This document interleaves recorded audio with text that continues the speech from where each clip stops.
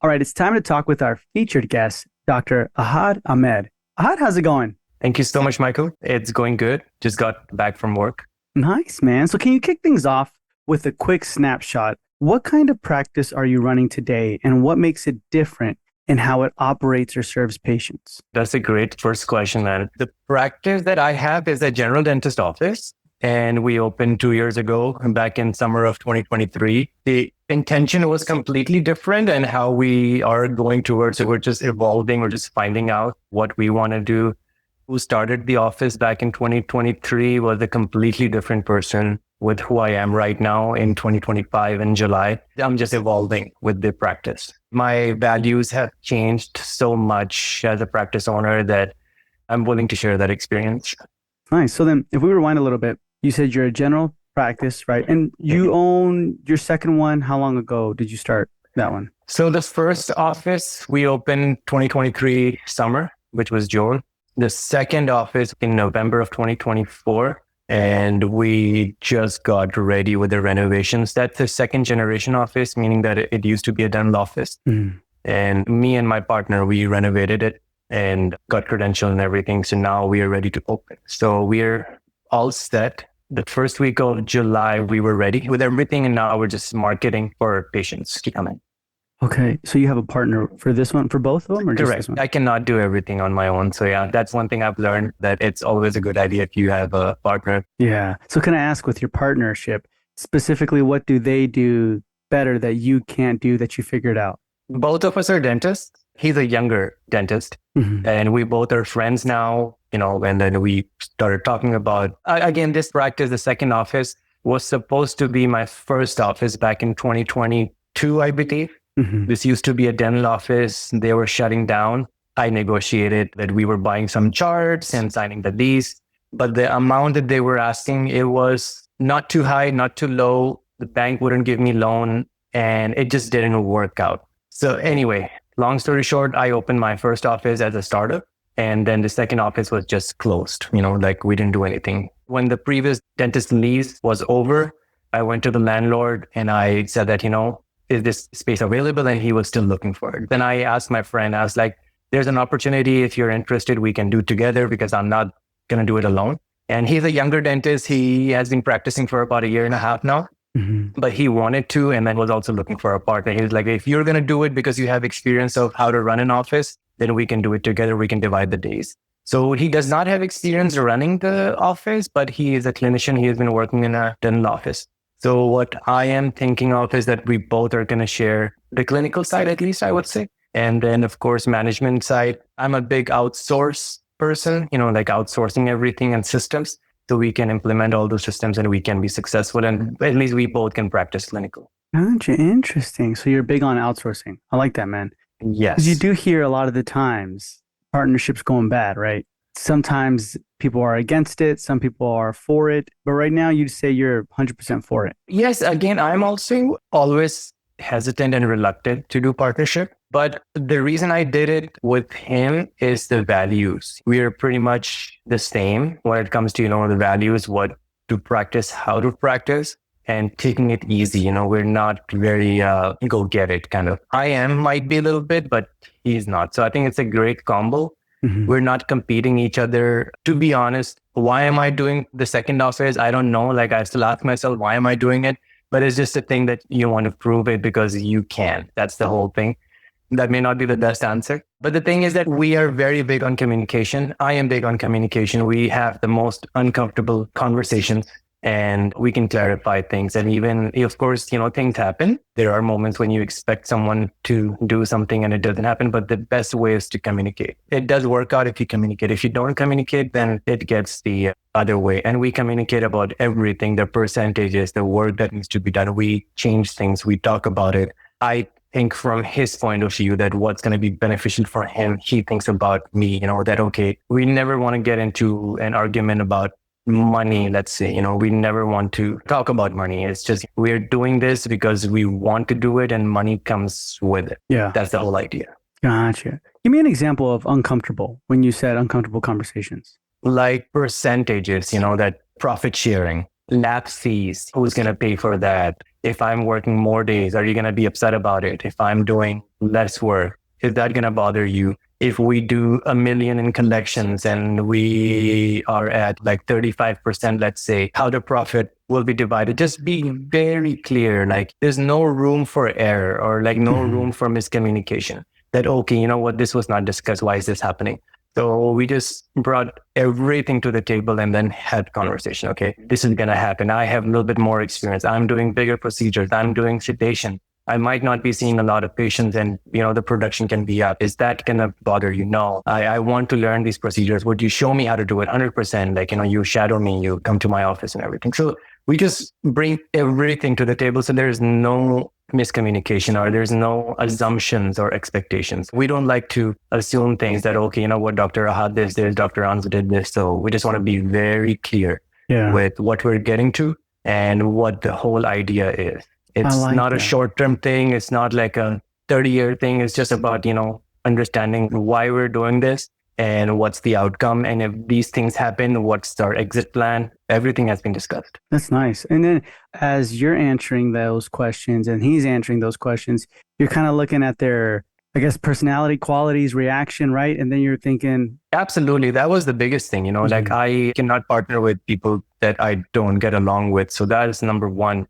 If everything is clear and everything is written in a contract and signed, that's, you know, big thing. Yeah, that's good. Yeah, because I feel like everything could be communicated, everything can sound good and look good. But if you leave that meeting feeling like, I didn't like the way he said this, right? The whole thing made me feel weird. He kept retaliating or something. That could be like a clear sign. Yeah. And of course, you have to let go. There are certain things that you wouldn't like, or you're like, okay, I want to do it this way, but that's how it is. When it comes to partnership, you have to be the bigger person, to be honest, and you have to let go. But again, I am new in this, so I cannot comment much about it, that how it will go. Yeah. But I'm very hopeful that it's fine, but I have heard horror stories. Yes. Yeah, definitely. Awesome. Okay. So interesting. Rewind a little bit. You mentioned your general dental office. Why general? Why'd you decide to go just there? Or are you going to eventually hone in on something or cosmetics? That's a great question again, man. I'm the person who wants to do everything. You know how you say that my toxic trait, you know, is telling me that I can do it? That's the problem. I'm a dentist from Pakistan originally. When I came to Canada and then the US, I wanted to specialize in anything, you know, prosthodontics, endodontics, surgery, perio. I've tried every single thing. But again, I feel like that if I want to do every single thing, I think automatically general dentist is the best way, because then I get to practice every single thing. And I'm happy about it because I do get bored of one procedure. So general dentistry gives me an option to grow. Since 2018, when I graduated, I at least added one procedure in my practice. When I was working for a corporate as well, I took a CE course for endo, practiced that, did some peds, surgery, wisdom teeth, implants one by one, now sedation. So I'm just trying to narrow my path where I practice whatever I would like to do. So now it's basically surgical procedures, you know, wisdom teeth, implants. Not really interested in endo anymore. Perio is the same. I don't practice periodontics, cases a lot. So I think it's a good thing I did not specialize, because I picked those procedures myself, and those are the procedures that I love working with, and just worked out pretty well. Nice. Okay, man. And then you said your intention is different than what it was originally with your practice. So originally, your intentions were what for the practice? For the practice to be the most producing practice with everyone walking through the door, Medicaid, XYZ. I didn't have a plan. I just thought that you just have to see maximum number of patients to be successful. You must see 30 patients, 40 patients. I didn't know that's not the way that I wanted to. When I opened my office, of course, first year was something like that. Patients after patients, but I was like, then what's the point? Then I started writing down my values, that what I care about. Then seeing the most number of patients was never my plan. That's what I understood. And then, the location, I was like, oh my God, this might not be the best location to what I want to practice. It's always like a trial and error kind of thing. You always figure out that what you're into. I'm sure there are some people who are very focused and they can pull it off what they wanted to do exactly, and that they have the best location, best rent, best population. I was not that person, But we're just figuring out we're doing well, thank God. We do see a lot of patients till now, but again, we have a larger team. Me and my wife, we both are dentists, so she's the one who's taking care of patients along with me. So it's becoming like a two doctor office. Okay, interesting. Talk to us about that. Seeing the most number of patients, because I feel like, and you see it too, right? Facebook, Dental Town, all these forums where Yes. I just want to get as many new patients as possible. Or I need new patients, kind of a thing, right? Is that really what we want? Where did it evolve for you? I don't want to see more patients. So I'm in Corpus Christi, and it's not a big city. It's not a small city. It's like mid-size. There are certain good things happen to us, good and bad, both. The biggest pediatric office in our town stopped seeing kids over 9 or 10. Mm-hmm. Still, we get a lot of kids from 10 to 16, 17, 18. And majority of the dental office that we have that are not corporate drop Delta Dental. Okay. Mm-hmm. So it gave us a good boost. We were marketing a little bit here and there, Google Ads, SEO. We got busy fast. But when you get busy faster, everything has pros and cons. Pros were, okay, wow, we're busy. But, the cons are, okay, we need more staff. We need more doctors. We need to do this. We need to do that. But what I understood was that's not what I wanted to do. I wanted to talk to the patients. I needed more time. When I do my exams, I'm stuck there talking about the treatment, the patient themselves, their lives, our lives, talking about small talk.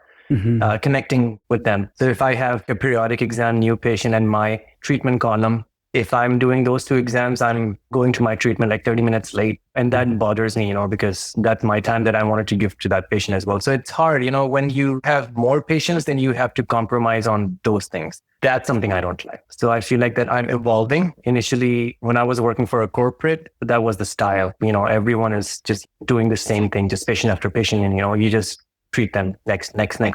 But when it's my own office, I'm slowing down a lot. And that's what my thing is, that every 6 months to a year, we drop some insurance. Funny thing is nothing changes. Things get better. When you drop the poor insurances, you don't get busy. And maybe the number is not there, but good quality. You see your work, you spend more time doing good dentistry. So that's my main thing. I want to see myself better at dentistry rather than seeing 30 patients a day. That's not my style anymore. I did that. It's done. In my office, I'm seeing maybe like 10, 15, 20 maximum, but that's also a lot. Yeah. I cannot manage that. Yeah. It's just too much. Yeah. Interesting. Okay. With your current practice that you have, 10 to 20 new patients, before you were getting 30, 40, you never thought, hey, let's just bring on another associate and then another hygienist. And then, you know what I mean? Kind of like scale it that way. I did, but the associates that I was getting were very short term. They were like, oh, okay, yeah, I'm going to be here for, 6 months or a year, and then I'm going to head out. They were very honest. And again, I'm good in communication in a way that I'll ask them these uncomfortable questions because I'm looking for someone who's long-term, who's looking to be here because it's about patient care. I don't want my practice to be that practice where just, everything becomes a number. Mm-hmm. So when I saw myself and my wife and then the partner who is a friend, and I'm like, I do not need associates. The three of us can handle these things as well. So that's what we are. So we are a team of 3 people. The partner, he's an associate, but he comes in when it's needed. My wife, Hajra, she's there with me every day and I'm there every day. So we don't even feel the need to hire an associate and, open another can of worms kind of thing. Mentally, I'm not ready to deal with that kind of stress. So my thing is that less is more. Just be happy with what you have. If the insurance is not paying you enough, eventually try to get them out and somehow your office will fill up with patients. It just works out. So I was talking to a listener, dentist, the other day, and she's been running her practice for 8 years. Rock solid systems, great team, but then she told me something pretty wild. She ran a quick search on net32.com just to double check a supply she orders all the time. And they were the same gloves, same brand, but the price was half of what she'd been paying. And here's the kicker. She'd been loyal to the same vendor for years, never questioned it. And honestly, she's not alone. Tons of practices are probably overpaying and don't even know it. You're probably overpaying and you don't even know it. So before you place your next order, try this. Search just one product on Net32. It's free, takes 10 seconds or less. You might realize you've been losing thousands of dollars quietly. So go to net32.com/dental marketer. That's net32.com/dental dental marketer and just search one product and see the transparency, the comparison, and the money you will be saving. Yeah. It sounds like you started off really ambitious and you're like, we got to get this, we got to get it rolling. You know what I mean? Guns blazing. Sir. And then somewhere down the line, something happened where you like reflect and you're like, it's not about work, it's about my life. And what am I doing with my life right now? Yeah, man. And I think that's the thing. And probably some people won't get it. I didn't get it when people told me about it, that, what you're doing, it's just too much. And I was like, no, because I have to get it. Or maybe it's just a thing that I'm going through, that it's the process, not the outcome. Because when you achieve something, so for example, I wanted to have the most busiest office in town. I did it, I accomplished it, but it did not give me satisfaction.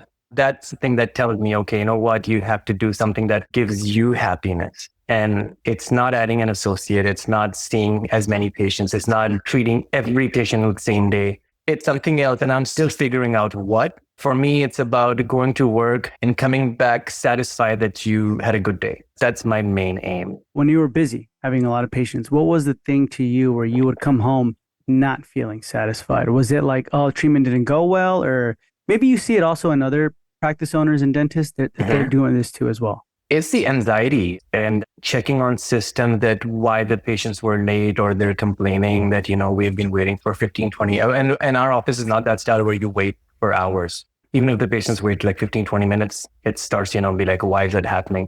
Staffing, someone doesn't show up or someone quits, those kind of things. It just brings so much anxiety. And I'm not that guy who entertains that idea anymore. Before I was younger. I had a different mindset. But with time, I'm just slowing down. I'm like, you know what? It's not worth it. Everything can wait. We can do this tomorrow. It's fine. Like you can come tomorrow. Those kind of things. Patient care, everything has been good, but I wanted to improve. I wanted to see myself doing better. Gotcha. So then what changed? Because you said your values changed. What changed where you were like that and then something just transitioned? Understanding life, that spending time with family. Because again, there's one thing that I'll tell you. When I was with a corporate, I was working a lot, longer hours, coming back home, 7-ish, 8. Last patient was at 6. I missed time with family and I missed time with my friends. So I think that's what I'm understanding. Draw the lines for yourself, for your values. People will accommodate. So now the practice is kind of like a 9 to 5 kind of thing. So I can get to do these things, what you're doing, spend time with family. When we were open in the beginning, like 9 to 7 as well, because that's what I saw from corporate. I was like, okay, I'm going to be open 9 to 7 as well. Last patient at 6. I could see the problems very soon with the staff. And I'm like, well, you know what? Okay, let's just cut down an hour. It was the 9 to 6. Then the last patient is at 5. I didn't like it as well, because by the time you go home, it's like 6:37 as well. Then I was like, then what's the point of making money if I cannot even spend time with my family? And my biggest fear was because we were always booked at 6 and 7, always. Because of course, people who are working, we were open Saturdays as well. It was always full. But it was my fear that if I shut down Saturday or if I shut down 5 or 6 p.m., we're going to be dead. But that was my belief. It was my assumption. And I was telling myself that was not true at all. When we shut down those last 2 hours, we shut down Saturday, it's the same. People who like seeing you will accommodate. They will tell their work and be there at 4 for you. I was the one who was not believing in it, but it's true and it does happen. So if you're doing what you like to do and if you're adamant about it, it works out. Yeah. So I think that's why I'm becoming a little bit more brave. And again, I'll just say one thing. The location helps as well where I'm at. It helps. If I'm in a very big city where it's a lot of competition, I don't think that happens because I do have friends or colleagues who have to do these kind of things to keep running their show, which is perfectly fine. But I feel like that I have the opportunity and I had the luxury that I could take these decisions and things are still working fine. So it sounds like the meaning of success, or like in order for this to be successful, is kind of tailoring it to where you can have a life, because nobody ever wants to own a practice to be like, I want to work forever, the rest of my life, to the bone kind of a thing.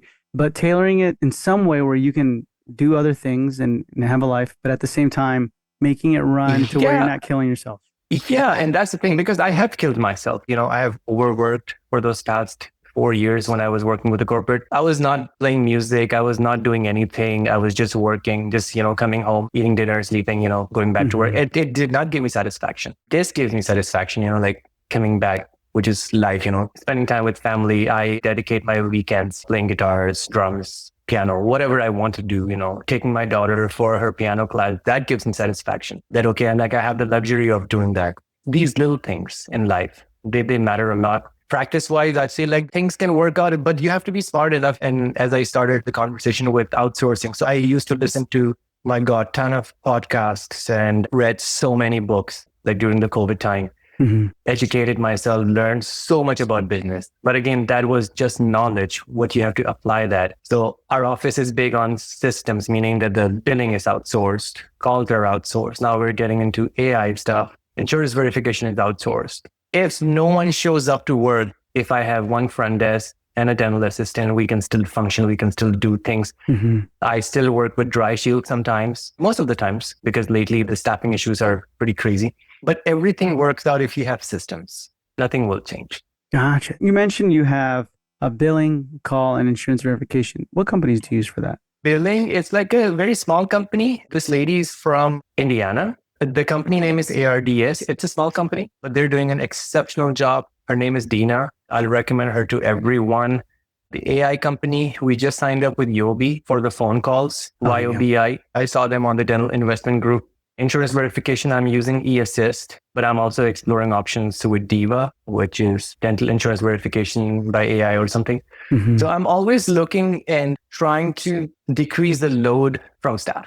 From day one, we were like this. That has helped a lot.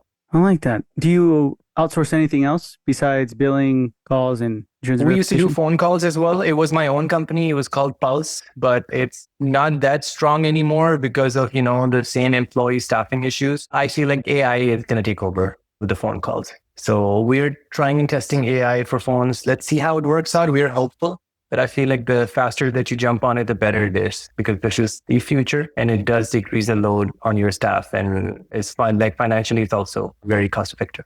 Nice, man. That's interesting. I like that a lot.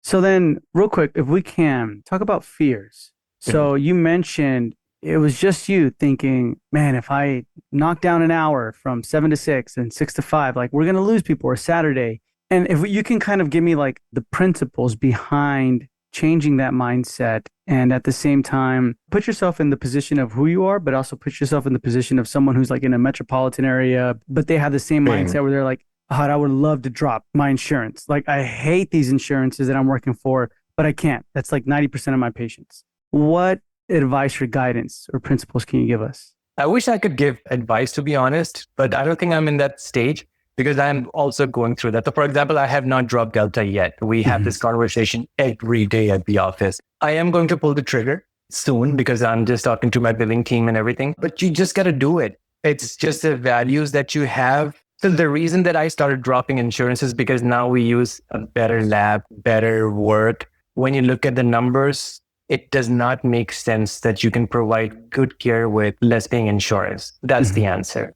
And I read these posts all the time on Facebook groups. I never believed in it, but now I do. Now I'm at that point where I'm like, you know what? It has to happen. You have to plan it, and it's always okay to try something. If it doesn't work out, it's okay. It's not the end of the world. You can always credential again or just ask them to be in network again. It's okay. But again, you just have to try it first. So for example, even for the Medicaid that we started, I thought that, the Medicaid will be the biggest successful thing. And I didn't know anything about it. But they were not paying enough. It's okay. Like we worked for them for like good 6 months or so. Then we slowly, gradually, we just, start dropping them. Now my biggest one is Delta, and, I'm just planning to do so. Advice I wish I could give, but again, I'm also learning from other experienced dentists as well. And I do know that they are saying these things because they have seen more than I have. And the more I practice, the older I'm getting. I feel like there's the older dentists, the advice that I did not like 5, 7, 10 years ago. They're the more sensible ones that I'm seeing now. So I feel like the sooner that I do it, the better it is, because it's been tried and tested. Interesting. But it also depends on what you want. Like if you want a high income, if you want to keep killing yourself and doing for, like if you have a goal of owning a commercial real estate or something, you want to do something big, of course, no, you should do that. But if that's not your goal in life, and if you want to take it easy, then you don't have to go through the stresses and everything. It's not worth it, for me at least. So try and test it. reevaluate your values kind of a thing? Then there's nothing wrong to try and test it. And if it doesn't work out, get back on the track. It's okay. Like you tried, you tested. Okay, no, it was a huge loss and you lost 90% of your patients and now you don't have anyone. Okay, that was not a smart plan. You know what? I tried, I wanted to get away, but it's okay. Let's just try again, maybe like a year later, 2 years later. My thing is that don't be scared and try it. It's okay to make mistakes. For example, my whole journey, like as a practice owner, is making mistakes and learning. That's it. Every day I'm making mistakes, but I make sure that I don't repeat those mistakes. But it's just, okay, it was a mistake. Keep going. Next. That's what keeps me going. Otherwise, if I start regretting, it's game over. Yeah, you start dwelling on it. Interesting. You mentioned that you're talking to your billing team about dropping Delta. What's that conversation like? It was very straightforward, I want to get out of Delta because now I'm doing sedation, implants, wisdom teeth. The bigger items, you don't get compensated well. And with the implants, the higher fee, the lab fees and everything, it's not worth it. When you look at it, there's a huge liability on these cases. It shouldn't be about money, but you should do those procedures, understanding that what you're getting out of it. If you're just getting like a huge liability, it's not worth it then. Mm-hmm. Then my thing is that just get out of it because it's not worth it. Okay. No, that's interesting. I like that. Now, is there a system or workflow in your practice that gives you a clear operational advantage? Like something you believe more practices should adopt, but they don't? Outsourcing, I would say. I don't know if a lot of people are doing it. It can really take load off your employees, like especially the front desk. I think front desk is one of the positions that comes with, I think I wrote it down in my iPad once, how many things that they have to do. It's overwhelming, especially for those girls sitting there. People think that they're not working or they're just sitting there. It's a lot of tasks. They have to greet the patient, attend the phone calls, get their insurance information, verify insurance, making sure that's correct, present the treatment plan, making sure that everything is getting billed. So the more you outsource, I feel like that practice owners can have a healthier office. That's what I think, because I've been practicing that and it makes sense to me that outsource is pretty good. That's why I believe in it. So do you evaluate maybe every quarter or so? Like, okay, let's look at all the tests, our front office or our back office or hygiene or whoever, and then we kind of see what can be outsourced? Or is it more just like whenever you hear of a company kind of a thing? So I have roles written down for every person and every job position. But I also figured out that not everyone is capable of doing the same job kind of thing. So for example, if there's 3 dental assistants, they're going to be completely different. Outsourcing does not apply to dental assistants or hygienists because they're there for you. But everyone has a role. Everyone has a, thing that who's good with what. Some are excellent with patients. Some are excellent with computers. Some are excellent with talking to the phone and troubleshooting. So that's where I designate everyone because I feel like everyone has capability. Some can't do it. Some can. But when it comes to evaluation, yes, I make sure that every job description has like a list of things or tasks. And then I can evaluate that who is good at what and they take that position. But in our office, the front desk, again, I don't want to make any statement, but usually with the insurance verification, billing and phone calls, my ideal job description for the front desk is to be present with the patient when they come in. So you greet them with, your eyes looking at them and with a smile. And when you present the treatment, you're 100% with them. Those are the 2 big tasks. Other than that, so for example, when they're presenting treatment, when they're not in the front desk, the phone call should be answered by outsourcing team because they can, because it's a phone call. Someone doesn't have to pick up the phone physically because we have this technology. Insurance verification and the billing, same part. They just need to be the main person to connect all the dots, but they don't have to create all these tasks. So that's how I came up with it. Yes. I mean, it's not like that's my system. I have learned from other dentists who swear by, I was like, okay, let's try it. And it worked out pretty well. All right. So then when hiring, what's been your most effective filter for finding people who actually help the practice grow? Personality match. That's my answer. That's what we believe in. Our turnover rate is pretty bad, but after losing a lot of employees, now my thing is that you should look for people that you can work with. Just like any other thing, like any other company, they hire you for who you are and what your personality is and what your values are. That's the biggest thing. And those are the people who stay the longest. You said turnover is pretty bad? Yes. Before I was hiring anyone and everyone. Because I had no understanding of, okay, hiring for front desk, previous experience in McDonald's, hired without even thinking because I just needed a person. But now it's not anymore. Now we have like a testing system for the front desk where if they have experience, they have to pass the test of insurance verification, understanding numbers, calculating things, presenting treatment. Even if the insurance verification company or billing or anything is making mistakes, they are able to catch that. That's the biggest thing that we have. Because, my God, so many front desks came and left because they don't get it. So it's tough. It's hard to find intelligent people. Yeah. So then how many employees do you have? We have 5, 2 front desks, 2 dental assistant, 1 hygienist. Okay. Yes. No, that's good. Good and stuff. we had 3 dental assistants, but 1 quit recently. So do they quit mainly? They let you know and stuff like that, or they more like just leave and then never? No, man, they just leave. They'll just text you in the morning or later at night that, they got into school. Sunday at 7, I got into school. Thank you for the opportunity. I won't be returning. Okay, great. Maybe they're scared to communicate. This is what we see now. It's just very rapid. It's either 0 or 100, not in the middle. Okay. So then what's a painful mistake or failure that you went through in your practice? Something you wouldn't want to repeat, but you're glad it happened. Hiring friends at work, like one person is recommending the other and then eventually the whole team become, because that's was our biggest mistake.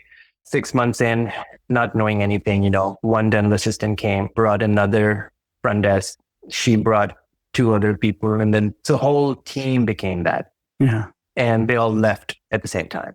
Really? Yes. Well, so it was how was February. That? Oh, it was pretty bad. Yeah. It was February of last year when they all left. It was like a blessing in disguise, to be honest. That's the best thing that happened to me because that opened my eyes. It was like a moment, oh my God, I have to outsource so that this does not happen.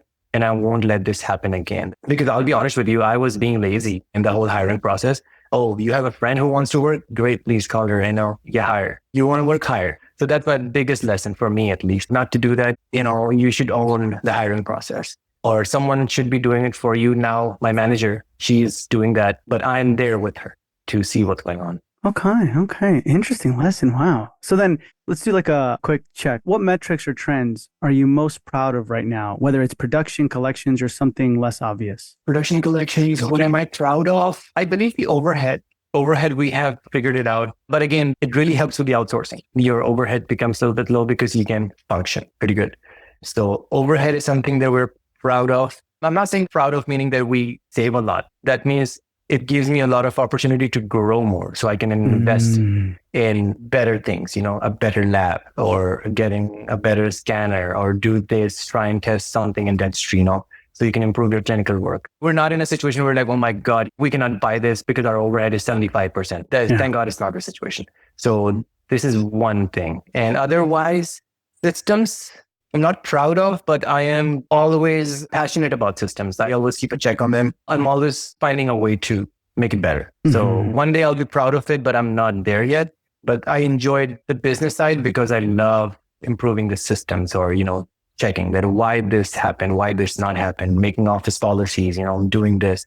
There's no right answer for that. So I'm just still figuring out what's the best way for my practice. If it's working for someone else, doesn't mean that it will work for me, but I have to figure it out. I have to try and test it. So there's so many examples that we tried and tested, but some worked, some didn't. But at least it just keeps me going. Nice. And your overhead percentage right now, what is that looking like? The number? It's in 50s, which is good for me. I'm sure a lot of dentists are doing less, but it's in 50s. For me, that's a successful number. No, nice. So then one of the last questions I want to ask you is how do you manage? I feel like you're doing it a lot pretty well, but how does someone manage the tug of war between work and life? I'm still figuring out, man. I don't know the answer, but I just want to make sure that you should give yourself time to do things that you want to do. Nothing against patients. Of course, we're dentists and we have to be there for the patients, but a lot of times our assumption and our thinking that, you have to be there. You have to draw a line. And it all depends. I did have a friend and he used to work till 11 p.m. Good for him. Yeah. He made a lot of money. That was his value.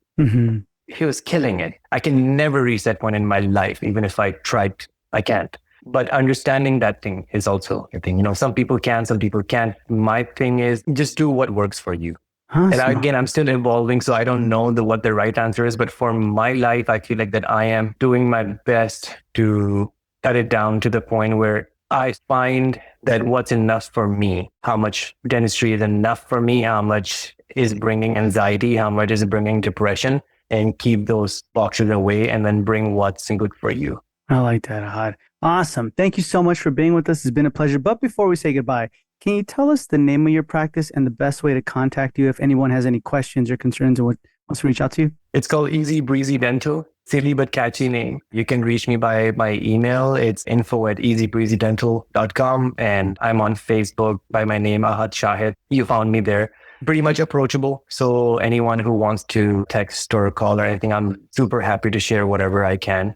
If there's anyone who wants any kind of advice, I'm not saying that I am in a position to give advice to people, but at least I can share my own experience. And if that inspires someone, 100%, I'm all up for it. So that's all going to be in the show notes below. And Ahad, thank you so much for being with us. It's been a pleasure, and we'll hear from you soon. Thank you, Michael. Hey, real quick, before you go on to the next episode or change the podcast, I wanted to tell you about Brenda. Maybe you might have met Brenda. See, every office has a Brenda, or maybe you are the Brenda. And Brenda's been running this dental practice like a warship, like a Navy ship for 15 years. She can schedule 6 recalls while holding a conversation about Mrs. Thompson's bridge work. And she knows the scent of expired fluoride from 20 feet away. But Brenda has a dark secret. She never once compared supply prices. Not once.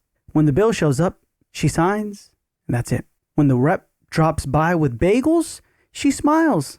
But last week, a hygienist casually asked Brenda, "Hey, why do our gloves cost more than an entire patient copay?"